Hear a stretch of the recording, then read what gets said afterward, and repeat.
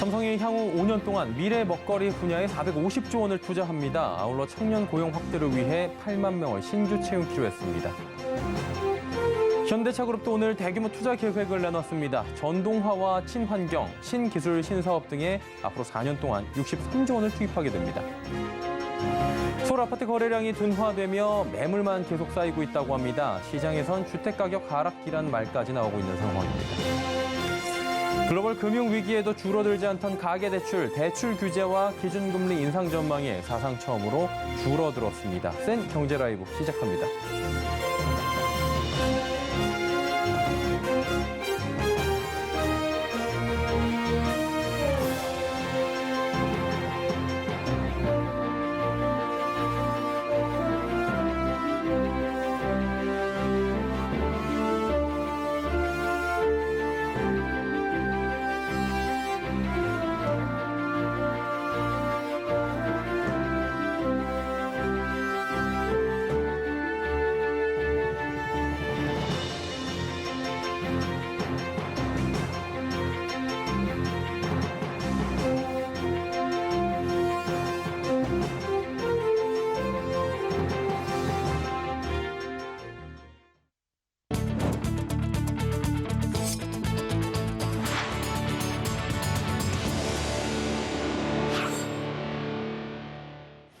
시청자 여러분 안녕하십니까? 센 경제라이브 서정덕입니다. 삼성이 앞으로 5년 동안 450조 원을 집중 투자합니다. 이 중 80%가량인 360조 원이 국내에 집중될 전망인데요. 역동적 혁신 성장을 위한 삼성의 미래 준비 계획, 김수빈 기자입니다. 삼성이 미래 먹거리 육성을 위한 투자 계획을 내놨습니다. 향후 5년간 450조 원을 투자한다는 건데 지난 5년과 비교하면 30% 이상 늘어나는 겁니다. 국내엔 40% 이상 증가한 360조 원이 투자됩니다. 삼성은 2대 첨단 산업 미래 먹거리와 신성장 IT 위주로 투자를 확대한다는 계획입니다. 반도체는 선제적 투자와 차별화된 기술로 반도체 초강대국 달성을 주도하고 바이오 분야는 공격적 투자로 제2반도체 신화를 구현한다는 보관입니다. 신성장 IT 분야는 AI 차세대 통신 등 4차 산업혁명 핵심 기술의 주도권 확보에 나선다는 계획입니다. 삼성은 이들 핵심 사업을 중심으로 채용을 확대해 향후 5년간 8만 명을 신규 채용할 예정입니다. 여기에 스마트 공장 지원, 협력사 상생 프로그램 강화 등 상생 협력을 통해 함께 성장하는 생태계 육성에도 나선다는 방침입니다. 서울경제TV 김수빈입니다. 현대자동차, 기아, 현대모비스 등 현대차그룹 3사가 2025년도까지 국내 63조 원을 투자합니다. 국내 대규모 투자를 집중해 한국을 그룹 미래사업 허브로 육성한다는 계획인데요. 장민선 기자입니다. 현대자동차그룹이 한국을 미래사업 허브로 육성하기 위해 대규모 투자에 나섭니다. 현대자동차와 기아, 현대모비스 등 현대차그룹 3사는 오늘 2025년까지 국내에 총 63조 원을 투자한다고 밝혔습니다. 전동화, 친환경, 신기술, 신사업, 기존 사업 경쟁력 강화 등을 위해서인데 주요 3사 외의 자동차 부품, 철강, 건설 등 그룹사까지 합하면 전체 국내 중장기 투자액은 크게 늘어날 전망입니다. 현대차그룹이 최근 미국에 13조 원 이상의 투자를 하겠다고 발표한 데 이어 국내에도 대규모 투자를 단행함으로써 그룹 미래사업 허브로서 한국의 역할과 리더십을 강화하기 위한 포석으로 풀이됩니다. 전동화 차량 출시 및 수소 모빌리티 확대, 주요 계열사 RE100 참여에 더해 향후에는 자동차 제조, 사용, 폐기 등 전 과정에서 탄소 중립을 달성하겠습니다. 또한 미래 모빌리티 산업으로의 전환기를 맞은 자동차 산업 생태계를 강화하고 청년 및 사회적 일자리 창출에도 기여하고자 합니다. 현대차그룹은 우선 미래 성장의 핵심 축인 전동화와 친환경 사업 고도화에 주력한다는 계획입니다. 이 분야에서 현대차, 기아, 모비스는 총 16조 2천억 원을 투자해 수소 전기차를 비롯해 수소 전기차, 플러그인 하이브리드 등 전동화와 친환경 전 분야에서 기술 우위를 확보한다는 방침입니다. 국내 순수 전기차 생산 능력 확대를 위해 PBV 전기차 전용 공장 신설, 내연기관차와 전기차의 홀류 생산 시스템 구축, 기존 공장의 전기차 전용 라인 증설 등을 추진하기로 했습니다. 또 로보틱스, 미래항공 모빌리티, 커넥티비티, 자율주행 모빌리티 서비스, 인공지능 등 미래 신기술 개발 및 신사업의 체계적인 추진을 위해 총 8조 9천억 원을 투자하기로 했습니다. 이 밖에도 선행연구, 차량 성능 등 내연기관 차량의 상품성 향상 등에도 38조 원이 투입됩니다. 2025년 현대 기아차 전체 판매량의 80%가량을 차지하는 내연기관 차량 고객들의 상품 만족도를 극대화한다는 전략입니다. 서울경제TV 장민선입니다. 삼성 SDI와 스텔란티스가 미국 인디애나주에 전기차 배터리 생산 공장을 짓습니다. 로이터 통신에 따르면 삼성 SDI와 스텔란티스 두 회사는 현재 시간으로 24일 이 같은 내용의 공장 설립 계획을 발표할 예정입니다. 앞서 지난해 10월 두 회사는 리튬 이온 배터리 생산을 위한 합작사를 세우고 오는 2025년 공장 가동을 목표로 연간 23기가와트시 규모의 전기차 배터리 셀 모듈 생산 공장을 짓겠다는 내용의 양해각서를 체결한 바 있습니다. 삼성 SDI는 이번 합작법인을 통해 오는 2025년 7월로 예정된 신북미 자유협정 발효를 앞두고 미국 내 전기차 배터리 셀 모듈 생산을 차질 없이 진행할 수 있게 됐고, 스텔란티스는 2030년까지 북미 지역 전기차 판매 40% 목표 달성을 위한 생산 능력을 확보하게 됐습니다. 서울의 아파트 거래량이 둔화되며 매물만 계속 쌓이는 분위기입니다. 시장에선 주택가격 하락기란 말까지 나오고 있다고 하는데요. 이지영 기자입니다. 서울 아파트 거래 절벽이 계속되는 가운데 매물은 계속해서 쌓이고 있습니다. 서울 부동산 정보광장에 따르면 4월 서울 아파트 거래량은 1,624건입니다. 이로써 서울 아파트 월간 거래량은 지난해 11월부터 6개월째 2,000건을 밑돌았습니다. 지난 2월엔 810건에 그치며 2006년 집계를 시작한 이후 역대 최저 거래량을 기록하기도 했습니다. 거래는 얼어붙은 가운데 시장에 나오는 매물은 넘쳐나고 있습니다. 부동산 빅데이터 업체 아실에 따르면 오늘 서울 아파트 매물은 6만 486건을 기록했습니다. 지난 18일 기준으로는 6만 284건으로 집계돼 2020년 8월 이후 약 1년 9개월 만에 처음으로 6만 건을 넘어서기도 했습니다. 매물은 쌓이고 있지만 매수세가 좀처럼 붙지 않다 보니 주택가격이 하락 패턴에 진입했다는 평가도 나옵니다. 주택가격이 하방으로 틀었다고 판단돼서 시장에서 거래량은 줄고 매물량은 늘어나는 형태로 나타나고 있다고. 업계에선 다주택자 양도세 중과 1년 유예 조치로 매물은 더 쏟아질 수 있지만 이를 받아줄 매수세는 앞으로도 나타나지 않을 걸로 보고 있습니다. 다주택자는 물론 무주택 실소유자들도 높아진 집값을 강화된 현재 대출 규제 하에 감당하긴 어렵기 때문입니다. 서울경제TV 이지영입니다. 가계대출이 사상 처음으로 줄어들었습니다. 글로벌 금융위기에도 줄어들지 않던 가계대출, 대출 규제와 기준금리 인상 전망이 이어지며 처음으로 꺾인 거라고 하는데요. 이 같은 흐름이 계속될진 불확실합니다. 윤다혜 기자입니다. 가계신용이 올해 1분기에 감소한 것으로 나타났습니다.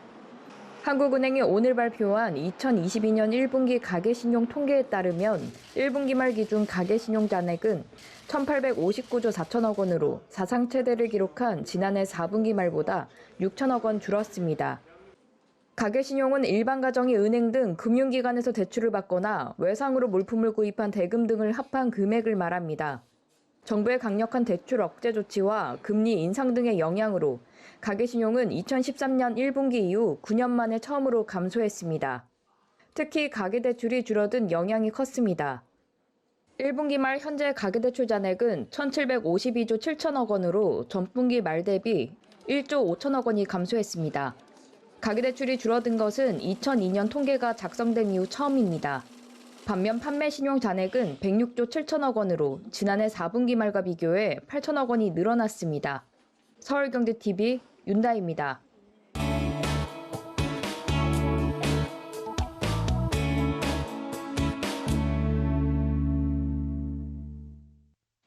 정부가 주택 공급을 촉진하기 위한 분양가 상한제 개편 작업을 본격화하고 있는 상황입니다. 새 정부의 정책 변화를 기다리고 있던 업계도 분양 시기, 분양가 등을 놓고 본격적 저울질에 돌입할 것으로 예상되는데요. 부동산부의 서청석 기자 연결해서 자세한 상황 짚어보도록 하겠습니다. 나와 있습니까? 네, 안녕하세요. 예, 원희룡 국토교통부 장관이 다음 달 분양가 상한제 개편안을 내놓겠다라고 이야기를 했습니다. 6월로 지금 콕 집었는데 새 정부 국정과제로 꼽은 만큼 이게 뭐 폐지까지 얘기가 나오던 상황인데 폐지보다는 미세 조정으로 가닥이 잡힌 것 같더라고요. 짚어주시죠. 네, 앞서 폐지나 축소하는 방안이 거론됐으나 기준을 합리화하는 방향으로 개편될 예정입니다. 급격한 변화가 또 다른 부작용을 낳을 수 있다는 판단으로 풀이되는데요. 분양가 상한제는 각 자치구가 표준건축비와 감정가, 가산비를 더한 값을 이하로 공동주택 분양가를 정하는 제도로 문재인 정권인 2019년 12월 16일 도입됐습니다. 발표 당시 집값 상승 선도 지역과 정비사업 이슈 지역으로 꼽힌 서울, 강남 등 13개 구와 경기 3개시 322개 동을 분양가 상한제 대상 지역으로 지정해 운영했습니다. 애초 목표는 집값 하락이었지만 집값이 내려갈 기미를 보이지 않자 2020년에는 민간 택지까지 대상을 확대했습니다. 하지만 집값을 안정화시킬 것이라는 문정부의 목적과 달리 분양가 상한제는 공급 가뭄을 초래하는 등 부정적인 효과를 이끌었다는 평가를 받고 있습니다. 시세보다 저렴한 로또 아파트만 늘렸다는 지적도 많았습니다. 분양가 상한제 적용 지역에서는 청약만 당첨되면 로또 당첨금과 비슷한 시세 차익을 기대할 수 있기 때문인데요. 미적용 지역에서는 인근 시세와 비슷하거나 높은 수준으로 책정돼 수요자들의 외면을 받았습니다.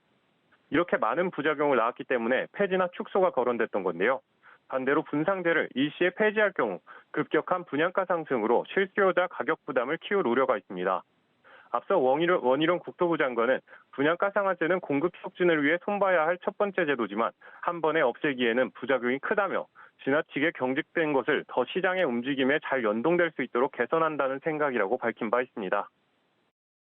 분양가 상한제가 결국에는 공급 가뭄을 초래했다 이런 내용들이 계속 나오잖아요. 이 부분을 조금 더 자세히 설명해 주시면 어떨까요? 네, 먼저 설명드린 것처럼 분양가 상한제는 분양가의 상한선을 정해 분양가를 낮추는 데 목적이 있는데요. 강제로 분양가를 억누르다 보니 실질적인 사업성이 떨어지면서 공사 현장 여기저기서 마찰이 생기고 공급이 지연되고 있는 겁니다. 특히 최근엔 코로나19로 인해 세계 공급망 불안, 러시아의 우크라이나 침공 등 영향에 공사에 들어가는 건자재 값이 천정부지로 오르고 있습니다. 아파트를 지업할 때는 이런 물가 상승을 반영할 수 없다 보니 건설사들이 새로 공사를 맡지 않으려는 움직임도 있는 건데요. 경기도 성남시 수정구 신흥 1구역 재개발 사업지는 지난 4일 시공사 선정을 위한 설명회를 열었지만 단 한 곳의 건설사도 참여하지 않았습니다. 4천 가구 이상의 대규모 사업지지만 공공 재개발로 진행돼 공사비가 평당 495만 원 이하라는 조건이 붙어 건설사 입장에선 원자재값 상승으로 공사비를 부담하기 어렵다고 판단한 겁니다.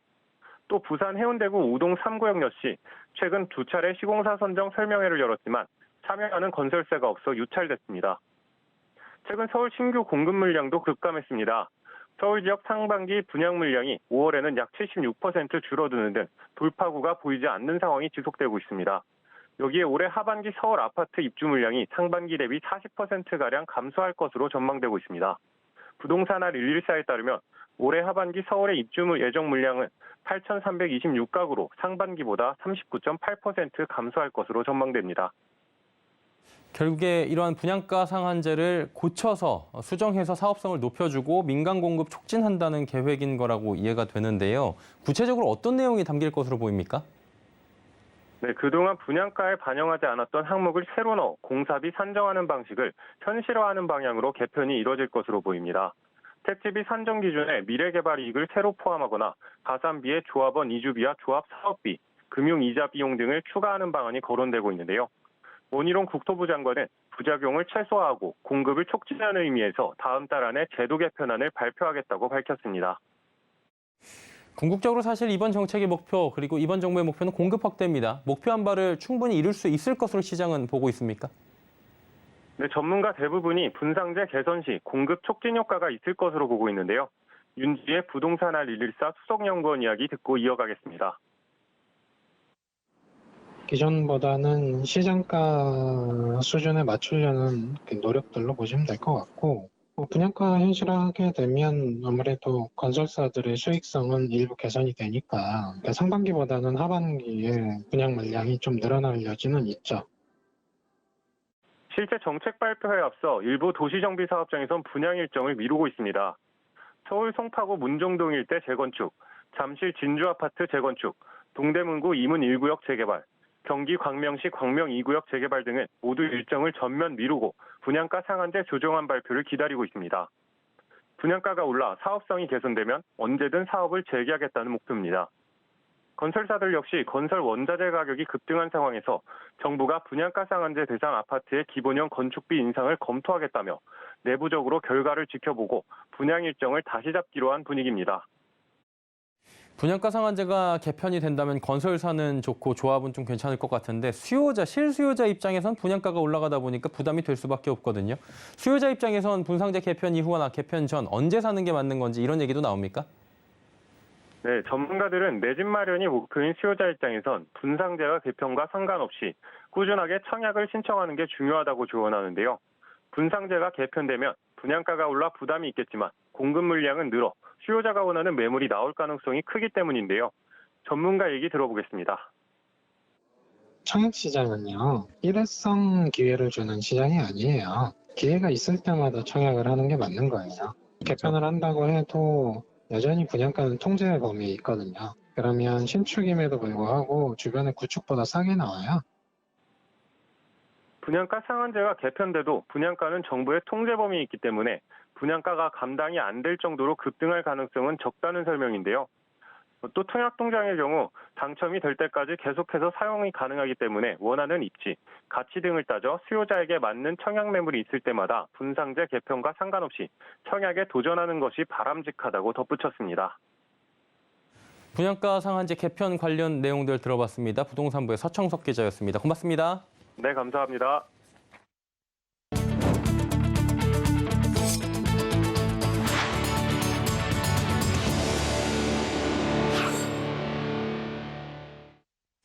증시 새내기주들의 오버행 우려가 커지고 있습니다. 5월 4x4와 VC 등 코스닥 새내기주의 보호예수 해제가 줄줄이 대기하고 있는 건데요. 의무 보유 확약 시점을 감안한 투자 전략이 필요하다는 조언입니다. 김혜영 기자입니다. 골프 IT 기업 VC가 5.98% 하락한 11,800원에 마감했습니다. 3개월 보호예수 물량이 풀리며 주가를 끌어내렸습니다. 오늘 풀린 물량은 40만 5천 주로 전체 주식의 5.5%에 달합니다. 시초가가 공모가보다 낮았지만 상장 보름 만에 임직원들이 스톡옵션을 대거 행사하는 등 물량 부담이 상당한 상황입니다. 보호예수란 신규 상장 시 소액주주를 보호하기 위해 지분을 많이 가진 대주주나 기관 투자자 등이 일정 기간 주식을 팔지 못하도록 한 제도입니다. 통상 보호예수 해제는 주가의 단기 변동성을 높여 악재로 꼽힙니다. 차익 실현 매물이 쏟아지며 주가 하락을 부추길 수 있기 때문입니다. 우선 오는 25일에는 스톤브리지 벤처스의 상장 주관사가 보유한 1,796만 830주의 보호예수가 풀립니다. 다만 공모가보다 현 주가가 낮아 물량이 크게 풀릴 가능성은 낮다는 평가입니다. 따상에 성공하며 화려하게 코스닥 시장에 입성한 4x4도 오는 28일 1개월 의무 보유가 해제됩니다. 물량은 1,022만 4,235주로 전체 주식의 20%에 달합니다.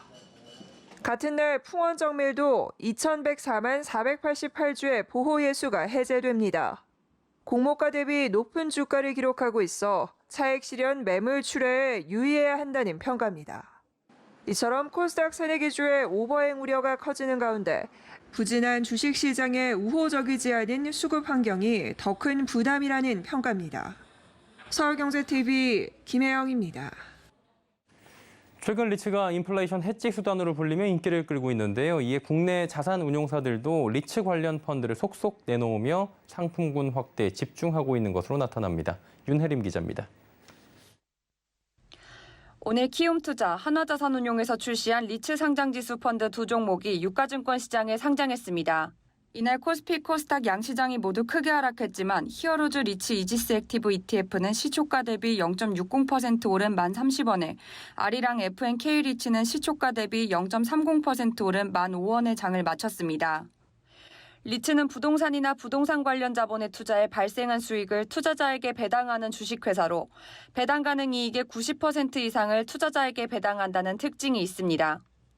키움투자자산운용에서 출시한 히어로즈 리츠 이지스 액티브 ETF는 국내 상장 리츠 전반에 선별적으로 투자하는 국내 최초 액티브형 리츠 ETF로 개별 리츠 종목에 대한 성장성, 수익성 등을 판단해 초과 수익을 거두는 방식입니다. 변화하는 이제 리츠 가격에 좀 더 투자자들이 안심하실 수 있도록 더 안정적으로 운용하는 것을 더 목표로 하고 있고요. 일반적인 이제 시가총액이나 이런 거에 따라가는 패시브 ETF와는 다르게 좀 더 이렇게 안정적으로 운용이 될 수 있는 액티브 ETF라는 것이 저희 상품의 가장 큰 차별점일 것 같습니다.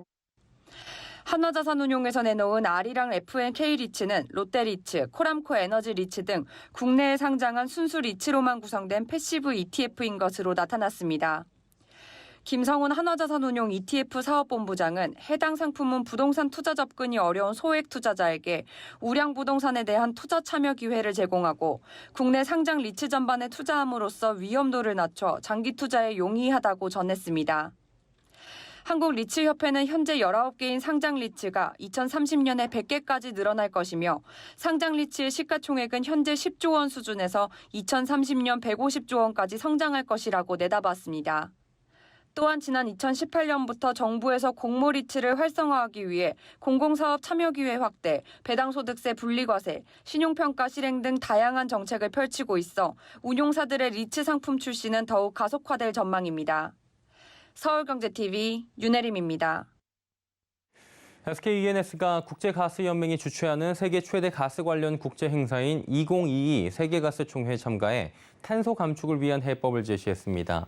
SK E&S는 A Unique Way to Net Zero라는 슬로건을 내걸고 4대 핵심 사업인 CCS 기반 저탄소 LNG, 수소, 재생에너지, 에너지 솔루션에 기반한 그린 포트폴리오를 통해 SK E&S만의 차별화된 넷제로 해법을 제시했습니다. 추형욱 SK E&S 사장은 SK E&S만의 그린 포트폴리오는 회사 성장을 위한 중장기 전략에 그치는 것이 아니라 탄소 중립 시대의 온실가스 감축을 위한 구체적인 솔루션을 제시하는 것이라며 진정성 있는 노력을 통해 탄소 감축을 실현해 가도록 노력하겠다고 말했습니다. 삼성전자의 마이크로 LED 디스플레이 더 월이 설치된 CJ E&M 버추얼 프로덕션 스테이지가 개관했습니다. 버추얼 프로덕션 스테이지는 세트 전체를 대형 LED 스크린으로 꾸며 다양한 형태의 배경을 구현할 수 있는 첨단 스튜디오입니다. CJ E&M이 지난해 경기도 파주에 건립한 CJ E&M 스튜디오 센터 단지 내에 조성된 건데요. 천장엔 약 404제곱미터 면적의 고화질 LED 사이니지를, 입구 쪽에는 천장과 동일한 스펙의 슬라이딩 LED 스크린을 설치해 360도 영상과 같이 실감나는 촬영 환경을 지원할 예정입니다. 더월은 모듈 형태로 설치가 가능해 스튜디오 규모와 환경에 맞춰 곡면, 천장, 벽면 등 다양한 디자인으로 설치할 수 있습니다. LG전자가 캠핑장 등에서 설치와 이동이 편리한 LG 루멘TV 신제품을 출시했습니다. 루멘TV는 LG전자가 내방과 어울리는 TV 모니터 콘셉트로 내놓은 스마트 TV 겸용 모니터입니다. 풀 HD 해상도를 갖춘 27인치형 IPS 디스플레이에 TV 튜너, 2채널 스피커, USB 포트 등을 일체화해 설치와 이동이 수월합니다.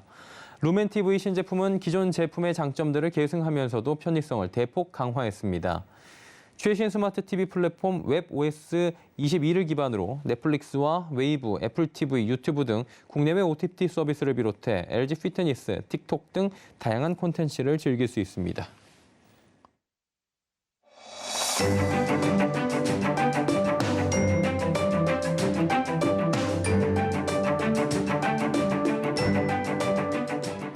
안녕하세요. K웨더 라이프스타일 예보 박유라입니다. 오늘도 때이른 여름 더위를 보였습니다. 이렇게 갑작스레 기온이 오르면 대기가 불안해져 소나기가 지나는데요. 현재 강원 산지와 경북 내륙으로 오고 있고 저녁까지 이어지겠습니다. 양이 많진 않지만 벼락과 돌풍이 동반될 수 있겠습니다. 내일은 전국 하늘이 맑다가 구름 많아지겠고요. 서해 5도는 밤부터 약간의 비가 내리기 시작하겠습니다. 내일도 여름 더위가 이어집니다. 낮 기온 서울이 29도, 광주는 32도로 이맘때보다 4도에서 6도가량 높겠는데요. 또 뜨거운 볕에 자외선 지수가 매우 높게 오르겠고 오존의 농도도 짙어지겠습니다. 오존은 눈과 호흡기 건강에 치명적인데요. 한낮 야외 활동은 되도록 삼가시는 게 좋겠습니다. 공기질은 대체로 양호하겠지만 오전의 중서부 지역은 먼지 농도가 높게 나타날 수 있겠습니다. 다음은 자세한 지역별 날씨입니다. 중부지방 맑다가 구름 많아지겠습니다. 낮 기온 수원 28도, 춘천 30도, 대전은 31도까지 올라 덥겠습니다. 동해안도 맑다가 점차 구름 많아지겠고 낮 동안 강릉 30도, 속초 29도로 더위가 이어지겠습니다. 남부지방도 맑다가 차츰 구름의 양이 늘겠습니다. 한낮 기온 전주 30도, 대구는 31도로 여름 날씨가 예상됩니다. 전해상해 하늘 맑거나 가끔 구름 많겠고요. 물결은 최고 1.5m로 잔잔하게 일겠습니다. 목요일에는 전국 하늘이 흐려져 중부지방을 중심으로 비가 오겠고요. 비가 오면서 고온 현상은 잠시 주춤하겠습니다. 날씨였습니다.